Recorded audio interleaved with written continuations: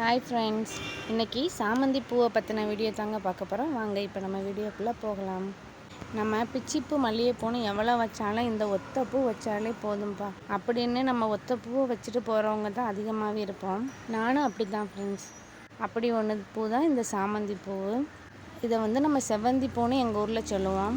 இந்த வெயில் காலத்துலேயுமே நிறையா முட்டுக்களோடு இருக்கும் நம்ம வீட்டில் இந்த சாமந்தி பூ. அது எப்படின்னா, இந்த செவ்வந்தி பூவுக்கு நம்ம அதிகமான வெயில் படக்கூடாது. அதை சுற்றியுமே எப்பயுமே ஈரப்பதம் இருந்துக்கிட்டே தான் இருக்கணும். நம்ம வீட்டோட கார்டனை அழகுபடுத்துகிறதே இந்த செவ்வந்தி பூ தான் ஃப்ரெண்ட்ஸ்.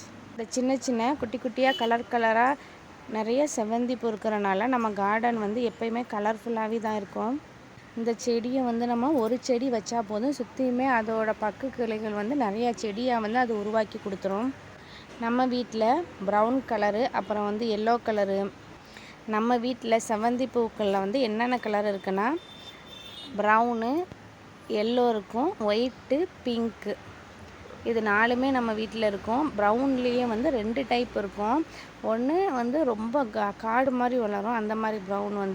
இது எல்லாமே நாட்டு ரகம் தான். அதனால் 1 டைம் பூத்துட்டு அது செடி அப்படியே தான் இருக்கும், கருகிராது இருக்கும். மற்ற செடி இப்போ ஹைப்ரிட்னா 1 டைம் பூத்துச்சுனாலே அந்த செடி முடிஞ்சிடும், அவ்வளோதான். அதுக்கப்புறம் நம்ம திருப்பி அதுக்கு பக்கத்தில் உள்ள செடி வளர்ந்து தான் பூ பூக்கும். இது அப்படி இல்லை. ஒரு பிளான்ட் வருஷம் முழுக்கவே அது பூத்துக்கிட்டே தான் இருக்கும். அதனால் மேக்ஸிமம் செவ்வந்தி பூக்களிலுமே நம்ம ஹைப்ரிடை அவாய்ட் பண்ணிவிட்டு நாட்டு ரகத்துலேயே நம்ம வைக்கும்போது ஒரு பிளான்ட்டே நீண்ட நாட்களுக்கு நீண்ட வருஷத்துக்குமே அது நமக்கு பலன் தரக்கூடியதாக தான் இருக்கும். செவ்வந்தி பூவில் ப்ரௌன்லேயே இன்னொன்று எல்லோவும் இருக்கும். நல்லா ப்ரௌனிஷ் எல்லோ மாதிரி சென்டரில் குங்குமம் வச்ச மாதிரியே இருக்கும்.